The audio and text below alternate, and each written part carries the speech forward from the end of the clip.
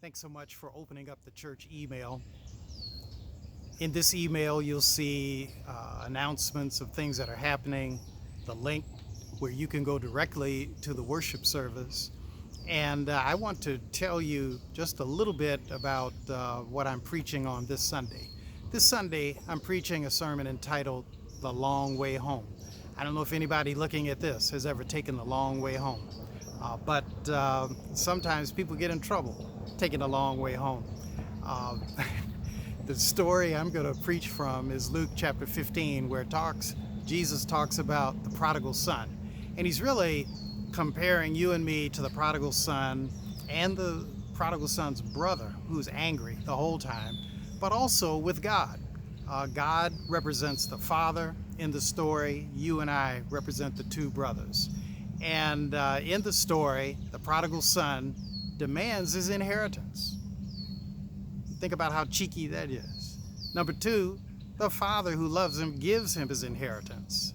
Number three, he goes to a strange land with the inheritance. Number four, he lives a riotous life with the inheritance. Number five, he loses and squanders the inheritance. And when he finds himself in a pig pen, working in a pig pen, the Bible, Jesus says he came to himself. And in coming to himself, he said, the servants in my father's house are living better than I am. He said, I'm going to go back home. And he gets himself out of the pig pen and starts the long way home. And the father is there waiting for him. The father is looking for him. Every day, the father is looking for him. God is like that father. You and I are like that son. Sometimes you and I are like his brother. His brother is just angry. His brother never left home, but he's just mad. He's mad that the father throws a party for his brother, and he says, you never threw a party for me. But that's what I'm preaching about Sunday, the long way home. What did it take for that young man to go home?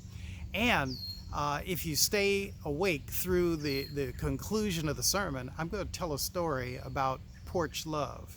When I was in the 11th grade, I had a little girlfriend who lived in my neighborhood, a couple streets over. We had what I describe as porch love because we couldn't get beyond the porch. But one night in the summer, we were freed, and we went to the old Michigan Theater down on Bagley and where Grand River meets, and we just assumed we could get a ride home, but there was nobody to pick us up, nobody to take us home. So we walked home, starting at midnight, all the way to Russell Woods. We didn't get home till 2:30 in the morning. And I'm going to tell that story about how we went past the Arcadia Skateland, how we got past the Greystone Ballroom and the Flame Show Bar, and finally made our way home. So thanks so much for watching, worshiping with us, and we'll be starting this Sunday at 8:30. God bless, and God keep you.